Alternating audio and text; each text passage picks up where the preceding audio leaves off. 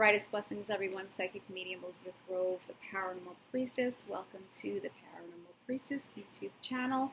Thank you for being here. I appreciate each and every one of you, and thank you for subscribing to the channel. And if you have not subscribed, if you are new, maybe you'll become a subscriber. Please do. I would love to have you join this family and really support each other as we move forward on our spiritual journeys. So today's video is something that I didn't have plans, and that's kind of a good thing in a lot of ways, but I really do feel that this is the topic that I'm meant to talk about. I know so many of you who book readings with me feel very frustrated about your journeys, but we are at this point now with the collective where we are that people are very confused, and they are just feeling like, I don't really know what to make of this journey anymore. I'm not sure if it was really that. Maybe it's really this. I'm not sure if it's going to move forward. I am not sure I know anything at this point. Help. And I completely hear you. You know, it's tough. This is hard. You know, when we're on an ascension journey, beloved journey, twin flame journey, which are really one and the same. You know, we're going through so much growth. We're leaving behind the negative trappings of the ego. We're leaving behind all those old programs, all those old beliefs, things that we've adopted in from our ancestors, the stuff that we carried in from other lives. And it's very difficult to, have to get underneath all of these things and unravel everything and have so many layers come up. But at this point, like I said, people are pretty frustrated, and so it's really important to remind ourselves to take a deep breath and to stay very present. So, on my journey of speaking to archangels, angels, masters, star races, star councils, deities, I've gotten to learn so much on my journey, and I'm still, of course, continuing to learn, and I've gotten to bring through so many really helpful messages to those who book readings with me, and a lot of people find those readings very healing. They're more than just readings. They are healings. They are guidance, and I'm very honored, and I appreciate the work that I do. At this point, it's going to be so very crucial that we understand about matches. We understand about the laws of resonance. We understand about neutrality. Those are the big three important ones right now. And it's tough because a lot of people over the course of time, say like the divine feminine in many cases, have been on this ascension twin flame journey for a number of years. And I've been doing the work and been proactive and going within and doing the meditations and looking up the information and watching the videos and booking the readings, doing all of that. And, there's a frustration as to, okay, well, I just don't understand what's going on. I have this person and they are my mirror, and I've learned about what this connection is, and I thought I knew what it was. Now I'm not sure. And now I really don't know what steps to take or how to approach my life, how to navigate my life. It's to understand that, we have people that come into our lives, whether it's a twin flame, whether it's a soulmate, whether it's a karmic. There's a lot of labels that are thrown around, and I think a lot of labels can be awfully damaging. I really, really do, because we get attached to those labels. But people come into our lives, and they all have very important lessons to teach us. I think sometimes what happens is we compare all these different soul partnerships, and we get caught up in the comparisons of what's what and who's who and what's better, what's worse, and that's where we go wrong a lot of times. So rather than getting into soulmate versus karmic versus twin flame, I think it's better to just really bring it back to simplicity, is that everybody has something to teach you, and everybody that you've had a connection with, whether platonic or non-platonic, um, even opportunities that have come into your life, they have matched you at one point or another, right? There had to be a resonance there. So it's important to honestly really look at it as what's matching, right? And to honor that match. Honor the people that are in your lives. If your beloved, for instance, is in a connection, or if they're in a marriage, if they're dating, it can be very upsetting, it can be very triggering. Oftentimes people are waiting, sometimes they're stopping their lives, sometimes they're actually passing by very important opportunities because they're continuously waiting. And it's different from holding space for somebody. Some people don't get that, but it is different. But when people are waiting and they're expecting, I mean, that's when things actually really can be even more painful. We have to really understand that everybody's going through their learning processes. Everybody goes through it at a rate that is best for them. And, you know, a lot of times when I have people come to me for readings, people often say, well, I thought this person that I had this very intense connection with, I thought they were further along. Then obviously they're not. I thought they were. And now I'm really disappointed, I'm very angry, I'm very confused, I don't know what to do, I don't know how to see it. And I get it. I completely understand how things could be very triggering and very painful. But we do have to keep in mind that we can't rush somebody's growth. We can't rush somebody's learning. If you have something to learn with a particular person, a particular situation, and that's really what's best for your growth, then that's the match and that's what's right. Same thing if you have an intense soul connection, such as a twin flame, and they have a partnership that they need to learn from. Perhaps there's karma that needs to be finished up. They need to learn something from a soulmate, something that needs to be taught, or several things that need to be taught to them that they need to grow through. That it's just best to grow through that with other partners. And it can just turn into this complete craziness, jealous rage, and anger, and resentment, and hurt, and of course feeling very rejected. Right? Feeling very rejected and abandoned. It's meant to trigger those wounds. It's meant to trigger those wounds. And we have to take it as that. We have to just embrace that. It's not easy to do that, but that's the way to really navigate this journey with its ups and downs and twists and roller coaster ride that we're always talking about. We have to honor the match. We have to honor the match. So if your person that you're connected to is in another relationship, or they're dating, or they're married, they're still in their patterns, they're still in their behaviors, they're breadcrumbing you, they ghosted you, whatever the situation, they blocked you, you know, all those different various situations, they aren't ready. They aren't ready to take it to the levels that you want to, but there's also things that you are meant to learn from what they triggered. It's all very orchestrated, it's all very perfect, very frustrating indeed, but we don't control this journey. We have to really honor the growth. We have to honor the match, the laws of resonance. We have to honor the growth. And I know for so many of you, the situation has also been that you've really tried to explain the journey and explain the connection to your person. And maybe they got it. Maybe they got it for a little while. Maybe they didn't get it at all and they ran. Maybe they were fine with it to a point, and then they had some really bad trauma come up, and then they weren't fine with it anymore, and then they ran. Maybe they ran into the arms of somebody else. You know, these things happen, and,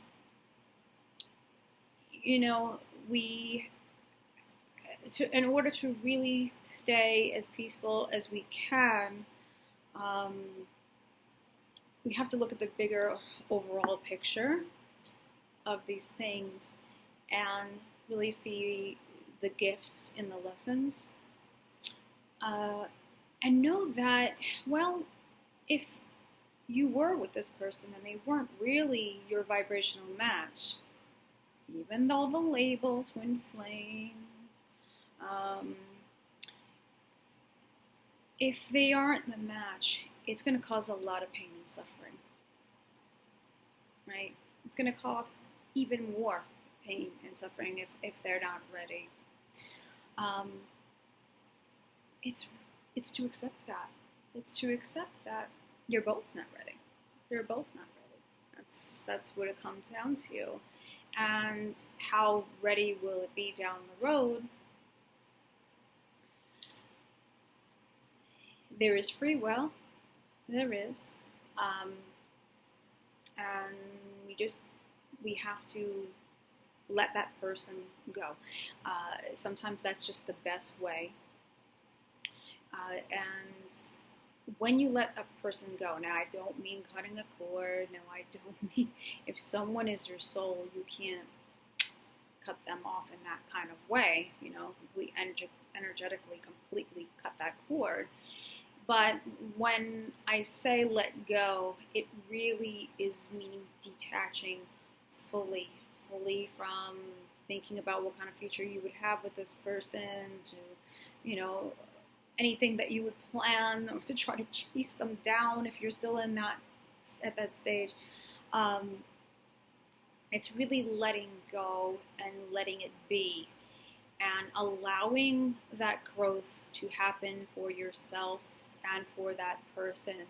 And if it's not that person, despite the label, despite what you've learned, despite all the teachers and all the coaches that are out there, if that person really isn't meant to be your match, or even if they were meant to, but they're not in harmony with you, you guys haven't made it balance, and someone else comes along, then that person would be a match, right? Then that person would be a match. It's to honor the match. And this is not coming from a space of, hey, let's just force ourselves to go date, or force ourselves to just go with someone or settle and things like that. We're not talking about settling. We're talking about if your partner, twin flame, beloved, however you want to call the person, I actually would say try your best to not call them any type of label. But if they're not a match for you, then it's just not going to work. At least, not now, not for the time it needs to develop and grow anyway. And so it's best to just allow everything to just let it go. Just give it back to God, as they say. Give it back to the universe. Just say, okay, universe, source, I'm not going to carry this burden any longer. I'm not going to carry it. The person's behaviors or habits, or you thought they were ready, they're not really ready. They're lying to you. There's narcissistic behaviors. Or they just keep on seeming to resist. You can't force somebody to grow, and we have to ultimately understand that the journey is about ourselves. The journey is about ourselves. Loving the self, accepting the self, aligning with the self, believing in the self, and aligning with source. And it's important to stay with that. I know a lot of people get upset that they're alone, that they're lonely, they really want to have a physical connection with someone, and that's all understandable. That's all understandable. If you're coming from a place of loving yourself and knowing your worth and healthy boundaries, if you're setting those healthy boundaries for yourself, then if someone is in toxic behavior, or someone is ghosting you, or someone's breadcrumbing you, as they say, if someone's not following through, there's just absolutely no follow through. They say one thing one moment and they're doing something else another moment. All those things, head games, manipulations, or even if they're just lying to themselves, right? It's not going to work. It's not going to work. It's not a match. And it's at that point, it's best to let it go and just allow your journey to be what it is when the time is, really just allowing it to flow. Don't fight the flow. We want to be able to heal enough and surrender enough where we can really be in this space of neutrality. And that neutrality really allows the best to come into our lives. You know, it pays to mention that we can hold on to opportunities that are not serving us anymore too. It's not just people, right? Sometimes you can't let go of that job. We can't let go of certain things, and they really aren't a match for us anymore. So it's always going to come down to what's really the best match for you. Right? And the more that we can work on ourselves, the more we can be gentle with ourselves, the more we can raise our vibration, then we are going to find that better opportunities will match us. Doors will open. And we'll find that divine partnership will enter our lives in whatever form it's meant to enter our lives in. And to stay open is so important. Be open to learn about this ascension journey, this twin flame journey, guys. Be open to learn about it. I think this is a great follow-up to the video that I did for the June messages, where I brought through the angels and some of the things that they were talking about. Because I am seeing people just being frustrated and just being completely lost within their journeys. They really just don't know what to do with it. And sometimes the best thing to do is just try not to do so much with it, to control it, to think you know how it's going to go. To think you know if a person is ready. Sometimes people get it wrong. The other person isn't really ready. Sometimes they need more growth, and you just have to let them go and let them experience it. And you'll find that it will mirror back to you that you need that growth as well. Right? It's a mirror. Everybody's a mirror. Remember that too. Yes, we have beloveds, we have twin flames, they are a direct mirror, but everybody on this planet, you know, everything can teach us. Everything in the universe, as a matter of fact, it's one big mirror. Right? There's plenty that we can learn. Lots of different connections we can grow from. They don't always have to be, you know,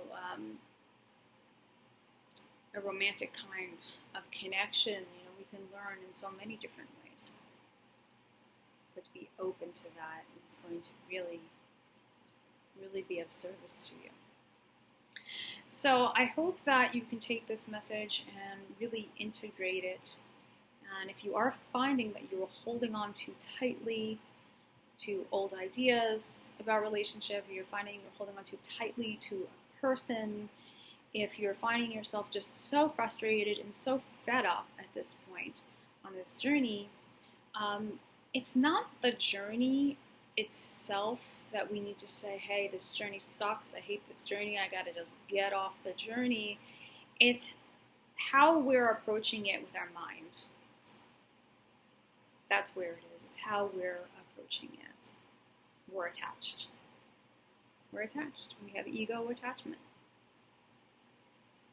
And being free from that is really going to be just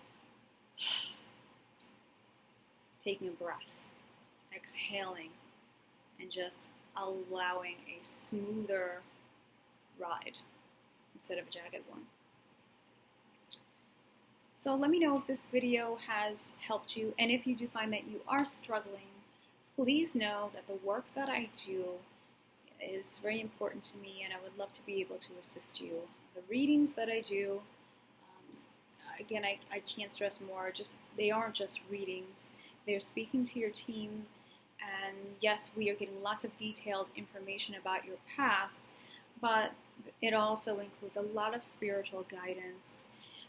and also free support material that I will send you when you book a reading, only when you book a reading. So that way you can work with things after the reading session. And I also offer light language as well. Spirit extractions are there on a case-to-case basis for people who are under psychic attack. So there's a lot of different ways in which I can help you. If you want to find out more about me, just visit theparanormalpriestess.com. I am going to put that link in the description below. And please stay strong, okay? You are a light in this world. Please remember that. And you're so important, and we need you so much at this time. Don't give up. Just detach and allow the flow of your journey. You'll feel much better. From the heart of the darkness is born the light. Yes, it is. Brightest blessings, and I'll talk to you soon.